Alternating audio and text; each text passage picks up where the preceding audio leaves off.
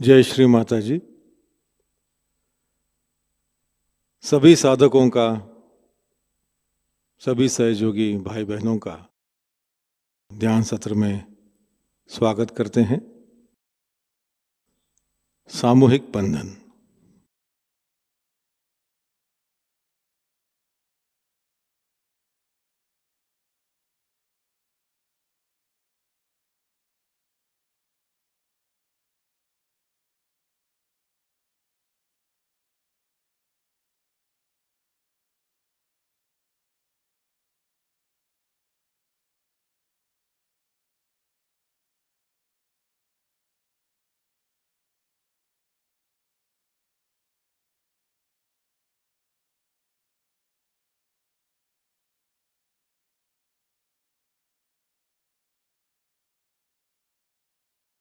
तीन महामंत्र और श्री गणेश मंत्र।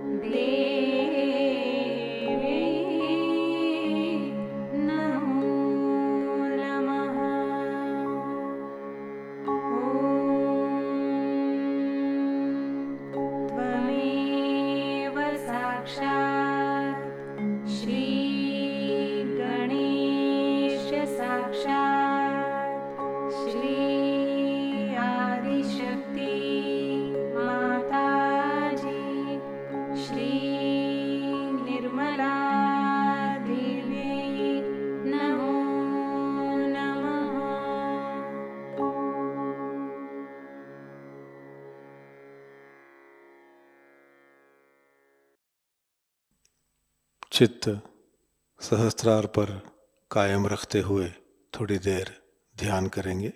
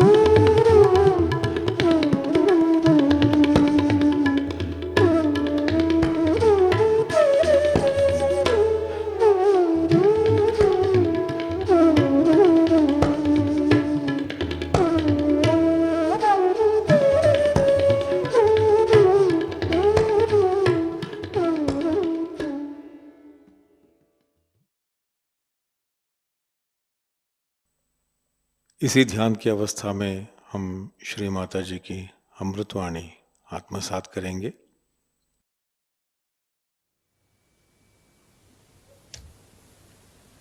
क्षमा कीजिए, देर हो गई। हमारे ग्रैंडडॉटर की तबीयत एकदम आने के वक्त ही खराब हो गई, उसे ठीक करने लगे।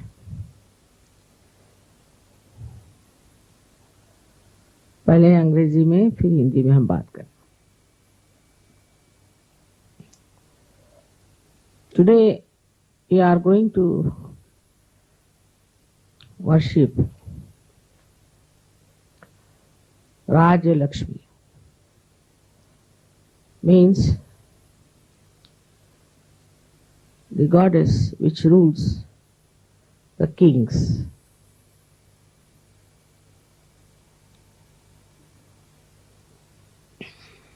It's a very important thing today to understand that something has basically gone wrong in the working of our political systems and why the people have lost their sense of justice, fair play, and the benevolence of the people. Where have we gone wrong that this is being lost?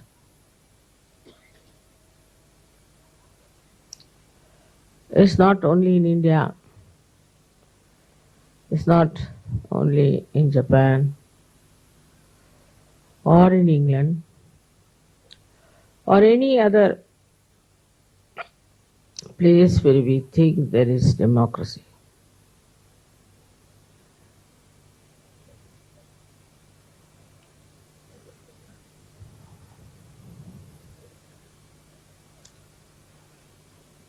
The first and foremost thing is that all these countries, even those who have got their freedom, started following those countries which were supposed to be mighty and mighty and very powerful, like America, like Russia, like China, England.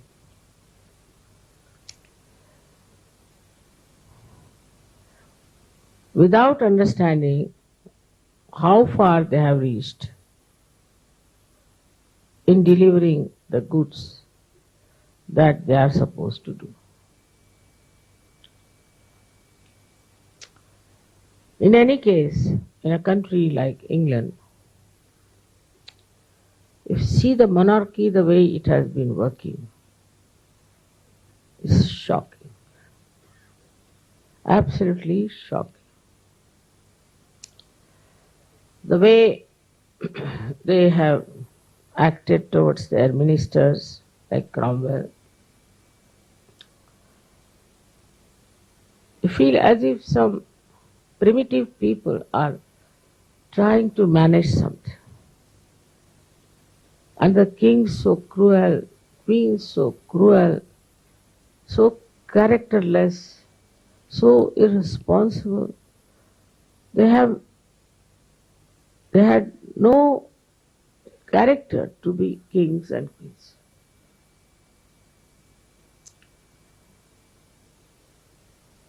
There was no surrendering to the Lakshmi principle of one's being. Then, of course, it became independent. And even now, I find such stupid things they are doing. Even in France, the president has a keep.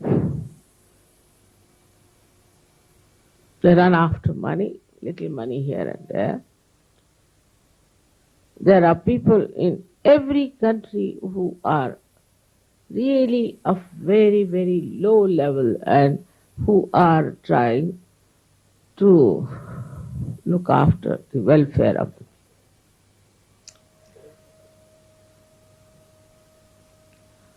Also, if you read the history of samurai and all those people in Japan, you are shocked. They thought no end of themselves, they had no connection with the public and the way they behaved. Then you go to the communist countries, also the same sort of thing. There also, those who came in power became really like despotic rulers.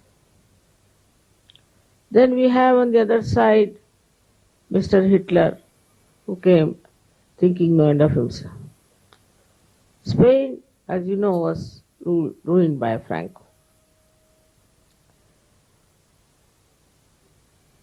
One cannot understand how these people, without any character, without any higher qualities than the rest of the people, can look after their well-being. It's impossible.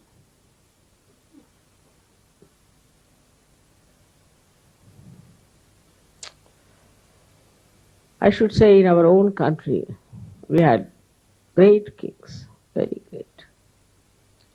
Because our heritage is great,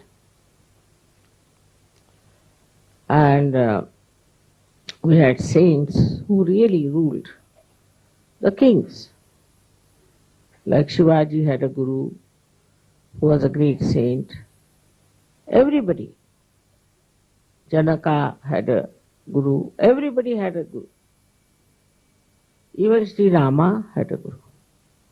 But they were real gurus. They were the people who really lived a life of saints. They were real saints, inside, outside.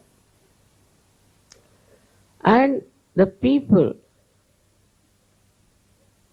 also accepted the kings who had spiritual background. Those who respected spiritual people. So the whole trend in this country was very, very different. Till some time, I don't know, when the English came, what happened to them? The majority of the people didn't like the way the English were living, their style, their methods. They didn't appreciate. But these king and queens of different states, they started feeling that they are very sophisticated people and we should have their culture. And so many of these queens, modern ones, who smoke, who drink, tell me that it was taught by their governesses, who came either from Sweden or from England or from Australia.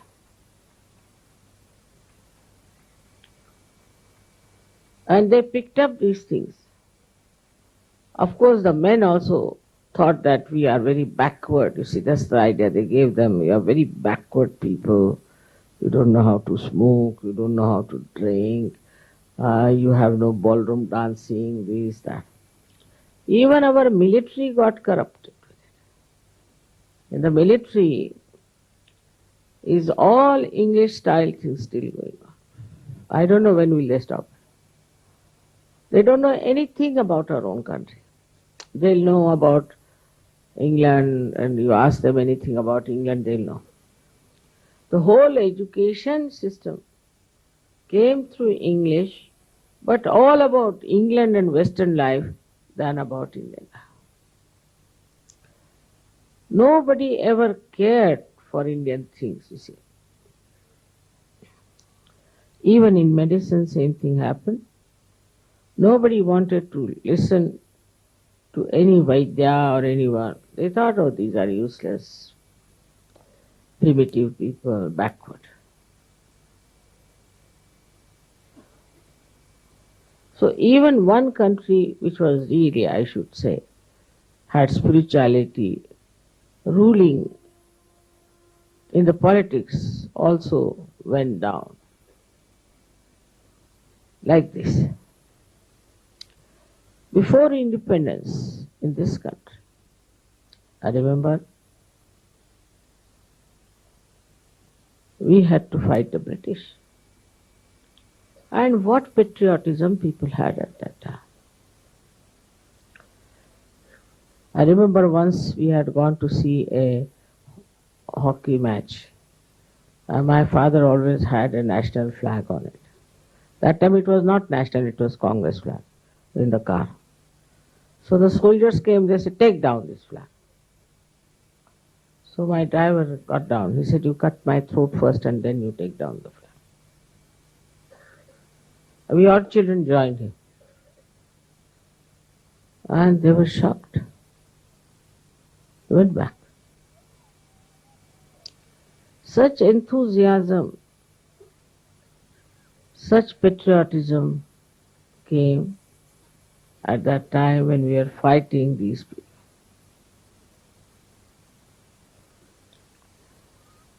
But they divided us and created a problem for us. And before we could enjoy any fruits of our freedom, we were fighting, we were divided.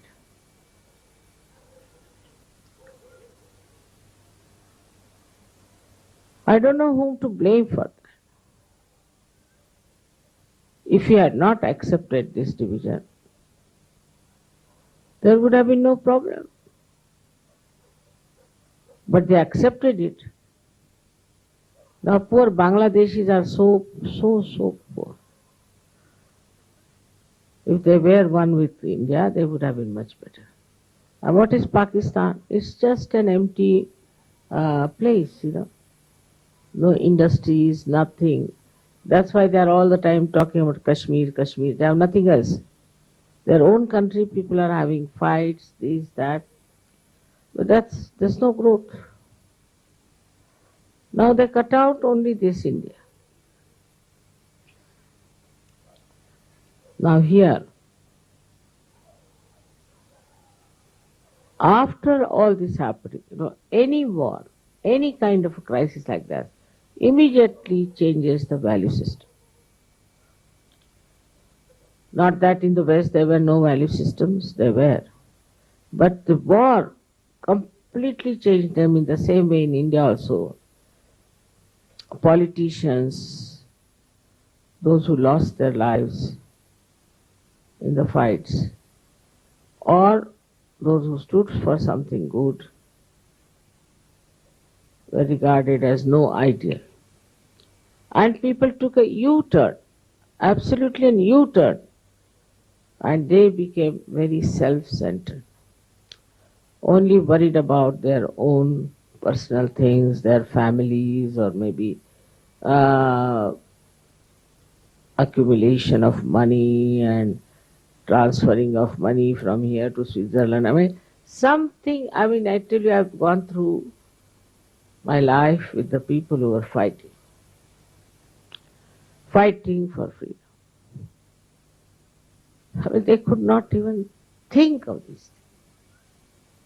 I know my father, I know my mother, I know their friends, I know so many people who were in our family, used to come, so many Sikhs and so many other people, Muslims even.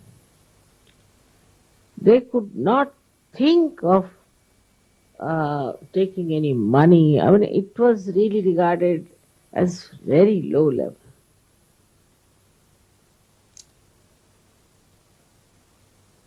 For what to take?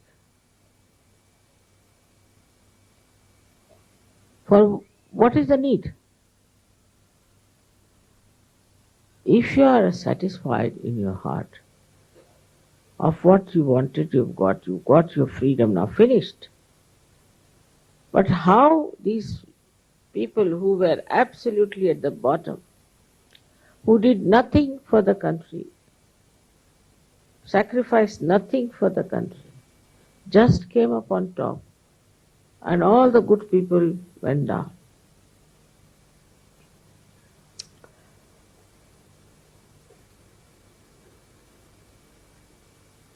If you read the history of Shivaji or Rana Pratap, or any one of them, Shalimahana, anyone.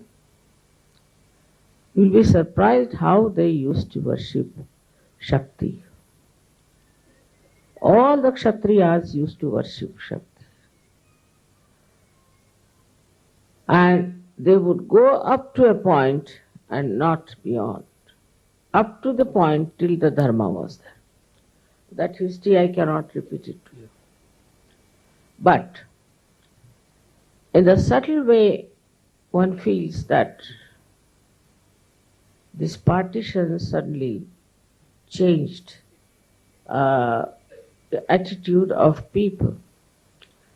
Or I should say those who were very low level, they came up.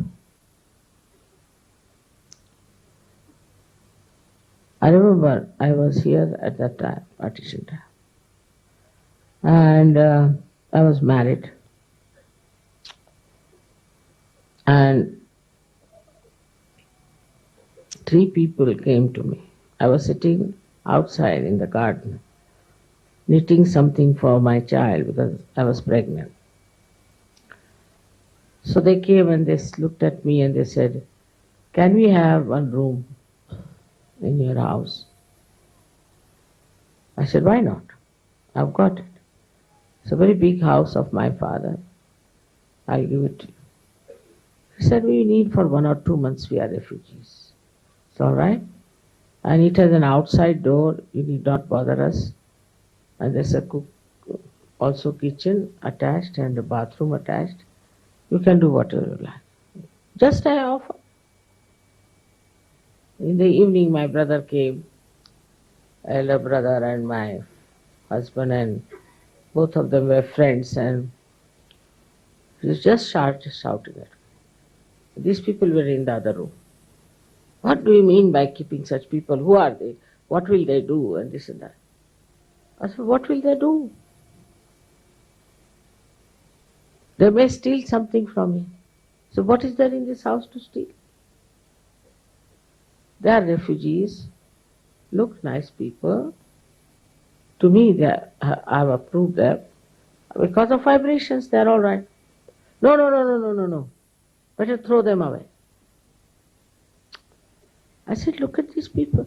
Without even talking to them, knowing them, suddenly you are asking them to get out only because they are refugees. And I did feel that in this country a new wave has started, that a person is not respected if he has no money. He is not trusted if you have no money. Actually, it is the other way round. Those who have money, you better never trust them. Those who don't have money are much more honest people in this country than the people who have money, who are all cheats practically. So it happened like this, and I said, "No, they is going to stay here," to put down my foot. I said, "This house my father has given me, and they are going to stay here." Poor things, they stayed for a month in a very, I think, must be very much embarrassed. And while they were there, so many Sikhs, that time it was a big organization, Sikhs and RSS were one, and they came to my house. And this we have heard, there's a Muslim staying with you. There was a Muslim. We are going to kill that Muslim. I said, "What makes you think there's a Muslim? We've got reports." I said, "Wrong, there's no Muslim in the house." I told him a lie. So they said, how are we to believe? I said, "See, I'm wearing a thing. I'm a Hindu lady. How will I keep a Muslim in my house? They're all frightened of them. And there's no one like that." Somehow or other they believed me. I told a complete lie, but they believed. They had brought lots of those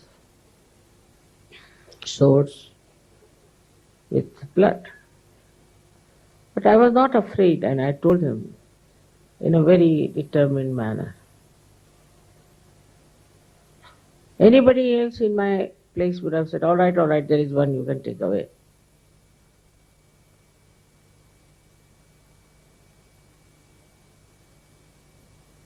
Then these three persons who were there left my house, and one of them is a very famous actress, another one is a very famous poet, and another one is a very, very famous writer. And it so happened that they wanted to make a film about young people, and I was the chairman of that, vice chairman of that. And they wanted to call this actress. I said, don't tell her my name, because I had lost her completely. I just said, let it be, wherever they are, let them be here. There's no, sort of, I never made any inquiries or anything. Don't tell them mine. He said, why? I said, for some reason. You just don't tell her my name. Otherwise she'll be compelled to say yes, which I don't want. So when they went to her and asked her, she said, I must get a sari, I must get a chappal, I must get a purse to match, must get this, all this you have to pay, plus so much money you'll have to pay. They said, ours is charitable. She said, whatever it is. I said, all right, give her whatever she asked for. Then I went for the opening ceremony. And she saw me. And she couldn't control herself. So tears started rolling down. Just came and fell at my feet. She said, how are you here after such a long time? So they said, she's the one who's making this film. What? She's making this film? Why didn't you tell me? My God. My God. She couldn't help it. She was crying. I said, no, it's all right. She said, you take money from me. I'll pay for the whole making of the film. You don't know this lady. You don't know her. What she's done for me, nobody would do. She had done. She said, she never told us anything. How are we to know? Such a change that immediately she telephoned to her husband and to this great poet. They all came running, and they also. But a small good gesture of administration. That was my house, given to me by my father. That time, of course, my husband and my brother didn't know how to trust people. But I trusted them fully. They were saying they will cut your throat. Why? Why will they cut my throat? For what? All kinds of funny things they were thinking. And the worst thing I felt was they were afraid because they had no money. That is the beginning of the end, I think. In our country, this struggle for money started after that. Without money, people started suffering very much. Poor people don't mind because they are used to it. Whatever money they have, they eat it and sleep off. They were not also very, very poor people as they are today. But they were poor people, no doubt. But what I realized at that moment, that the people who have any position or any power or anything are literally frightened of everybody else. This is the beginning of our downfall. We got frightened. Those who were in charge got frightened that I may lose my seat or I may lose my money I may lose my power. That fright kept them absolutely mad. Supposing I am left with no money, so what? What happens? All these thoughts started coming after that partition I felt is everywhere. While I'll tell you, in my childhood, my father never used to lock the house. It was a very big house, he never used to lock. And we had a very beautiful gramophone with all that horn sort of a thing. And one day one thief came and stole that. So, next day we discovered, my father said, poor thing, he was fond of music, so he's taken away, doesn't matter, but he didn't take the records. So that now what will he use? He must have records. So my mother started teasing him, all right, you advertise now.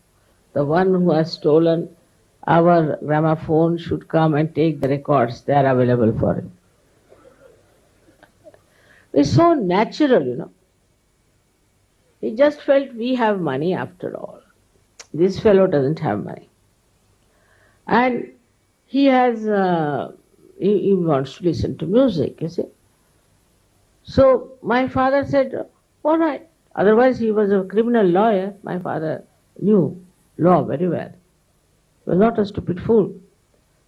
But he couldn't understand this fellow has only taken gramophone records, gramophone only, without the records. He said he must not have found it. You see, it was there kept and all that. My mother said, you better advertise it. He was a politician also in a way. So that time, the feeling among the politicians was to how to raise the standard of these people who are not having what we are having.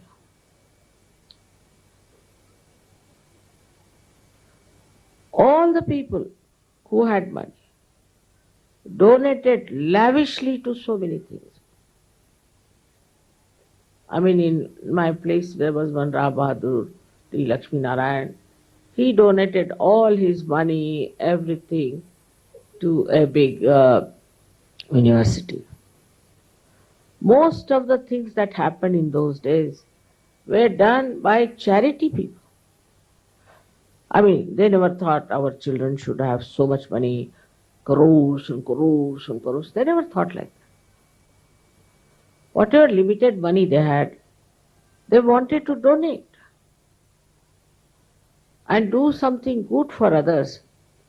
So when the Raja Lakshmi, that is the one responsible for looking after the benevolence of the people, when she acts, people think that they have, not even think, they do it automatically, that they are there for benevolence.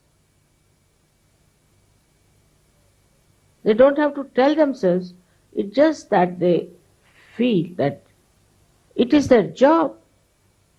This is what they have to do, is to look after the people that are to be brought to better levels of life. This is what they think. They don't think like a party politics, who is coming up, whom to kill, nothing of the kind.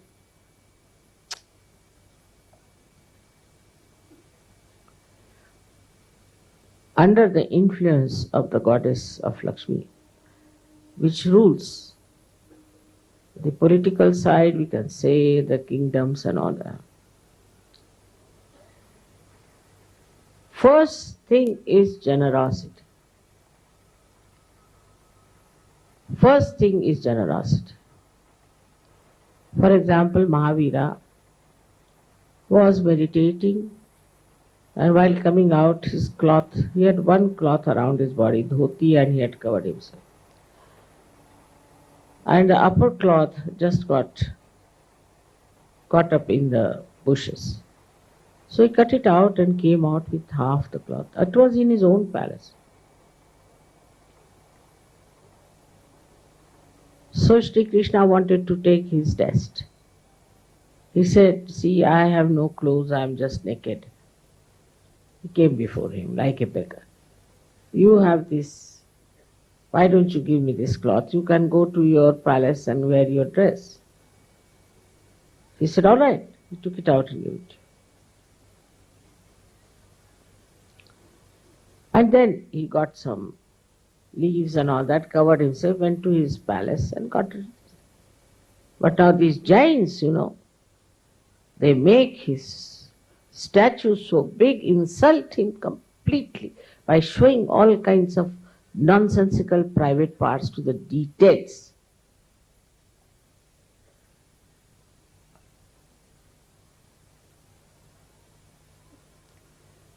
This is what is where you have no worshipping of the goddess. Goddess is Shri Shobha. She is the one who decorates you. She is a mother. She decorates you with ornaments, she decorates you with beautiful clothes. She is your mother. She does it.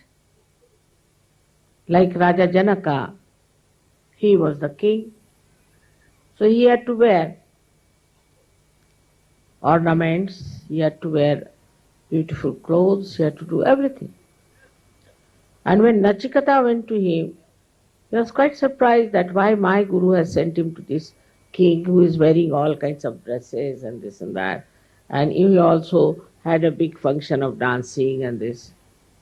He said he is not a saint. So why my guru touches his feet? He is a king. Of course, Raja Janaka knew what he was thinking about. She said, why have you come here, Nachiketa? He said, I am here to get my self-realization. He said, you can take all my kingdom, but it's not easy to give you self-realization. He said, all right.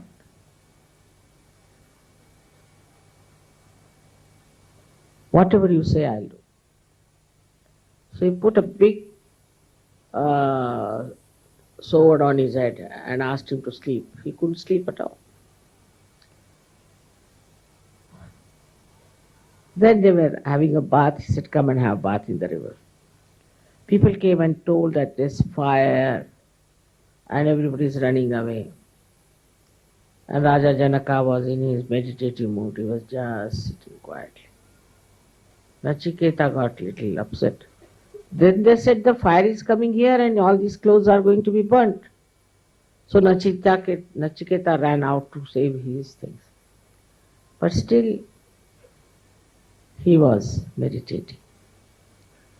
Then they came out and Nachiketa found that nothing that was burnt was there. It was just an illusion for people. He was amazed. Then he realized what was wrong with him, that he was doubting the divine power itself.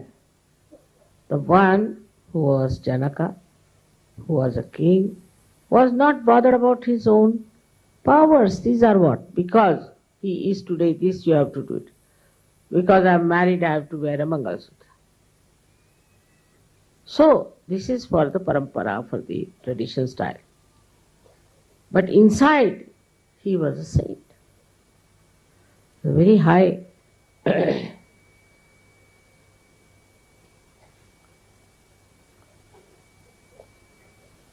high level of saintliness. When this thing happens,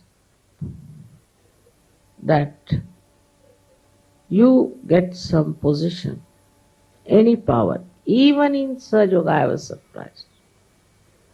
If somebody becomes leader,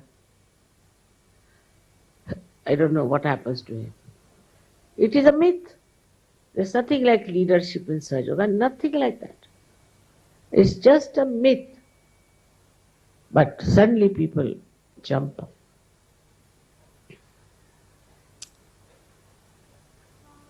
it is ego that gets pampered. But this ego can be easily managed if you worship the Raja Lakshmi.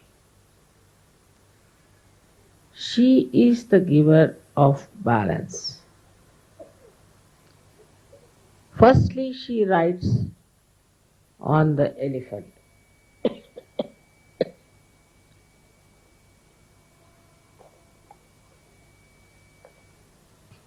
It's not easy for a lady to climb on an elephant. I have done it. It's not easy. Without fear. And she sits straight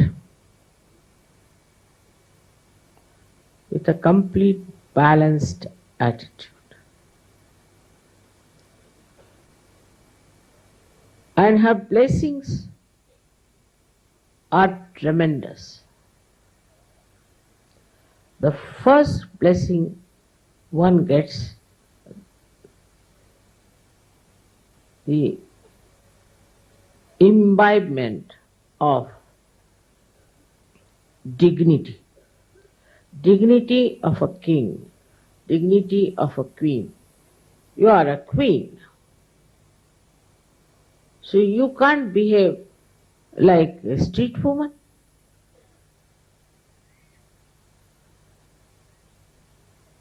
With her blessing, first of all, you get that dignity. That dignity is full of love. Love for others. That personality emits nothing but love and benevolence for others. Nothing else. Wherever she looks, in every glance, she blesses people. She doesn't expect anything. She's a queen. What can you give to the queen? She's the highest of all. In every way, what can you give it to her? All these politicians and all these so-called presidents of all these countries are beggars. All the time, give me this, give me this. Like greedy people going around are beggars. They are not the people who can rule. Hankering after things. So first thing is the sign is that such a person has a personality that just blesses people, thinks of their benevolence, cares for each and every person who comes. This is a blessing of the goddess.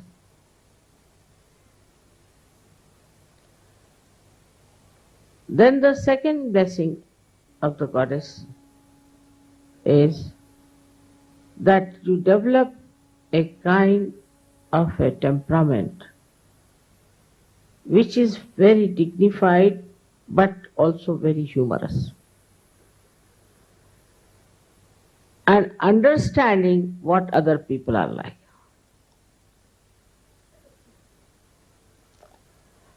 This is a story of a king who was going on a horse and he met a drunkard. So you can say, drunkard can be compared to our politicians. So the drunkard stopped. Okay. He said, I want to buy your horse. People said, do you know what he is? Yeah, I know, he's a king, all right, so what? I want to buy his horse. He said, all right, not today, tomorrow we'll sell the horse to you. So went away. Next day he was gone. She came with folded hands, bent down. He said, what? You were the one who was going to buy my house, my horse. What has happened to you? I want to sell it to you. He said, sir, the one who wanted to buy is dead. I am an ordinary person.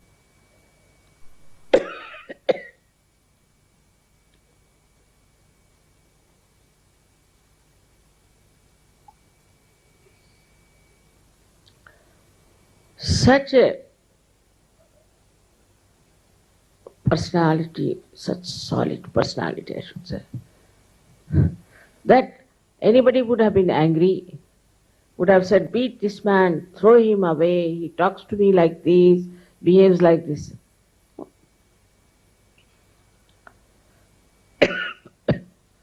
What the king said was remarkable, because he knew he's drunk.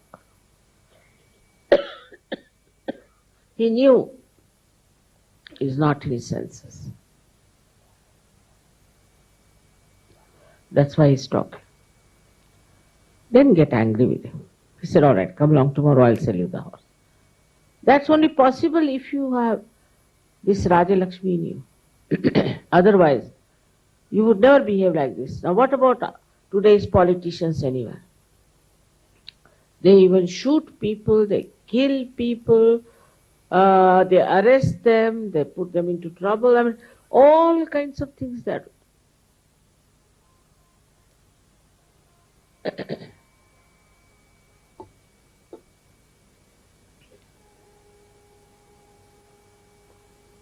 Such people have no right to call anybody as criminals. But we accept. As in Hindi we say, आजकल का ज़माना ही ऐसा. We accept it. All such people as our rulers. Then Raja Lakshmi is the one who stands on dharma. She stands on dharma. If there is some adharmi, then she will not bless that person. Adharmi is to be taken up.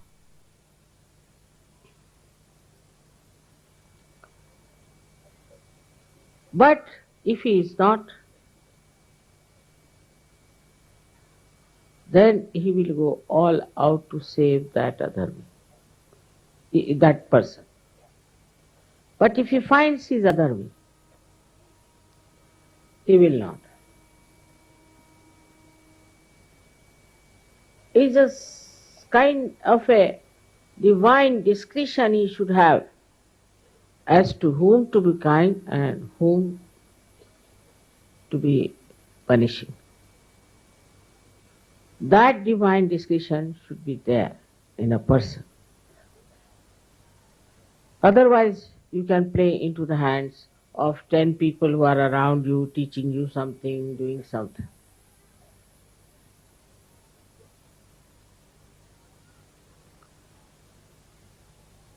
One day I was in my mother's place, Nandgaon, and there was one gentleman who impressed our yogi very much. I just kept quiet. He was a big politician. And he told me we have to do like this, we have to do. I said, all right. Then 3-4 professors from the university came to tell me, Mother, he's a politician, be very careful, he's a very bad man, you be careful about him. I said, what do you know about him? He said, he's a politician. I said, there are so many politicians. But he's not a good man. But what do you mean? I said, now you sit down, I'll tell you. This man has eloped with a wife of a Brahmin. He himself is not a Brahmin. And this child is from him to him. And how much he has deceived people, everything, I know. I was shocked at it.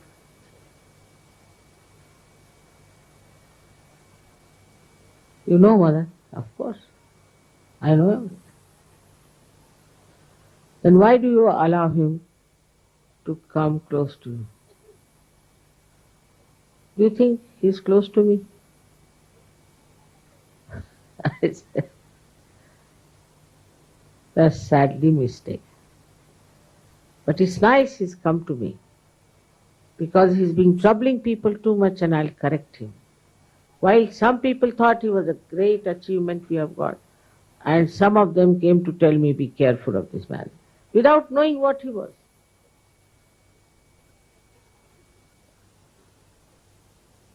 This kind of a divine discretion has to be there. If a king does not have that divine discretion, then he can punish the good and he may help the bad people. But this divine discretion disappears when you are self-centered. That's the main point, is a complete detachment about the power should be there. Complete detachment. Why should Raja Lakshmi care for anything? What does she care? But now there are some who will pamper a person, this and that, and then they feel, we are on top of the world. They just pamper, pamper and pamper. The ego of a politician, and he thinks he's a very big man. Then in the election he doesn't understand why he is on the ground. So with this self-dignity, self-knowledge, you know what you are. Whatever you may tell me, whatever you may say to me, I'll listen, all right. But I don't accept anything as something great.